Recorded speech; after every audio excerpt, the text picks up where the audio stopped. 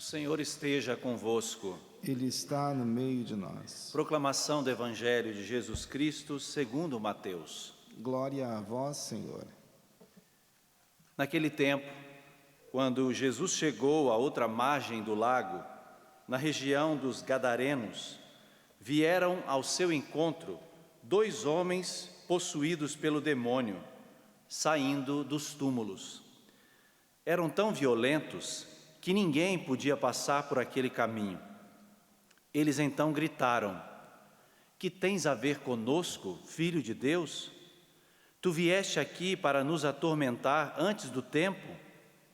Ora, a certa distância deles estava pastando uma grande manada de porcos.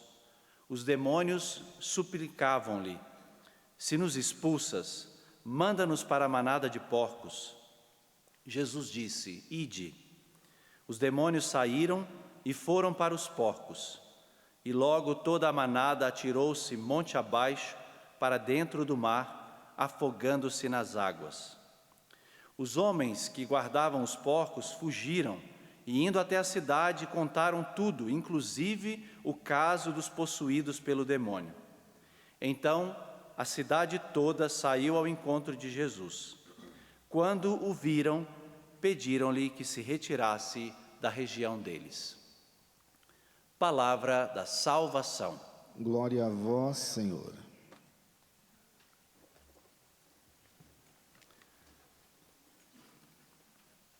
Meus irmãos e minhas irmãs, o texto que nós acabamos de ouvir, do Evangelho de Mateus, porque também o evangelista Lucas narra esse episódio, ele nos apresenta aquilo que é um dos elementos da nossa doutrina, da nossa fé: crer na existência do mal. O mal, de fato, como um ser espiritual. Já dizia o Papa Paulo VI, numa de suas catequeses, que o mal não é apenas uma deficiência, mas uma eficiência, um ser vivo espiritual, pervertido e perversor. Realidade terrível, misterioso e assustador. Quem se recusa a reconhecer sua existência deixa de lado o ensino bíblico e eclesiástico, ou faz dele um princípio que existe por si mesmo e não tem, como qualquer outra criatura, sua origem em Deus. Então, o texto é bem claro. A colocação que o Papa faz a respeito desse mistério é bem claro. O mal, ele existe. Ele é pervertido e perversor. O desejo do mal é que eu e você nos afastemos do caminho do Senhor. As suas tentativas, não é? E ele não tira folga, né? São 24 horas, todos os dias. As suas tentativas são, de fato, para nos perverter, ou seja, nos tirar do caminho do Senhor. Interessante que o texto bíblico que nós acabamos de ouvir não fala de um endemoniado, mas são 2 homens possuídos pelo demônio. Sem nenhuma ofensa, por favor, mas nós estamos aqui, porque o texto diz de 2. Toda vez que o texto bíblico fala de uma realidade plural, é para que eu e você também nos coloquemos em alerta, porque nós também podemos dar o território do nosso coração para o inimigo. Nós também podemos ceder o nosso território para o inimigo. E Jesus, ele chega nesse território, ele pisa nesse território. E imediatamente, quando Jesus pisa naquele lugar onde existe a luz, a treva não pode mais permanecer. Imediatamente vieram ao seu encontro 2 homens possuídos pelo demônio, e eles estavam saindo do túmulo. Esse detalhe aqui é importante. Eles estavam saindo do túmulo. Aqui, túmulo, a palavra túmulo no original grego é nemeion. Nemeion significa memória, ou seja, esses dois, eles eram escravos do seu passado, escravos da sua memória, uma memória de situações dolorosas.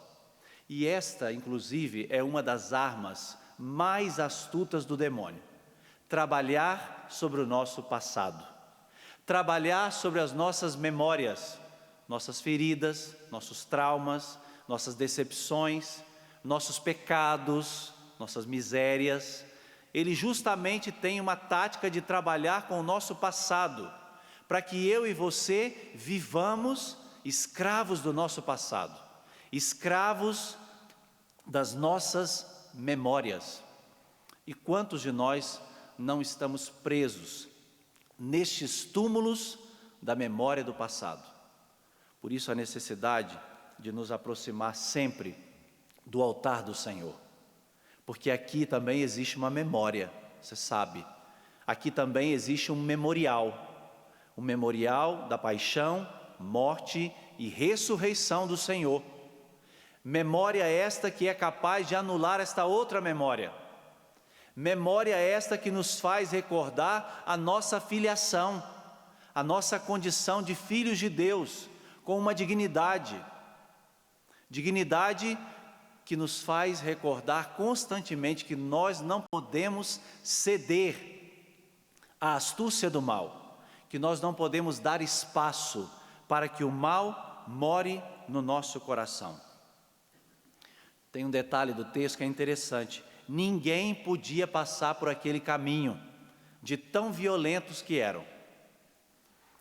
Caminho aqui é o caminho do Senhor, Odós. Quantas vezes nós também não temos o nosso caminho cheio de obstáculos por investida do mal? Quantos de nós não trilhamos o caminho do Senhor, não andamos na sua estrada? Quantos de nós não caminhamos na retidão porque cedemos ao mal? Quantos obstáculos se apresentam na nossa vida cristã? Quantos você vive na sua vida? Sua vida pessoal, sua vida familiar, sua vida comunitária. Quantos obstáculos não se apresentam para que nós não trilhemos o caminho do Senhor, a sua estrada, E olha que isso é uma contradição àquilo que nós somos por essência. Nós somos o povo de Deus em caminho. Nós somos o povo de Deus que caminha rumo ao Senhor, porque Ele é o nosso caminho, a verdade e a vida. Ele mesmo o afirma. Nós somos chamados a caminhar. Nós somos o povo chamado a caminhar. Fomos constituídos assim, e muitas vezes o mal se apresenta com obstáculos ao nosso caminho com o Senhor.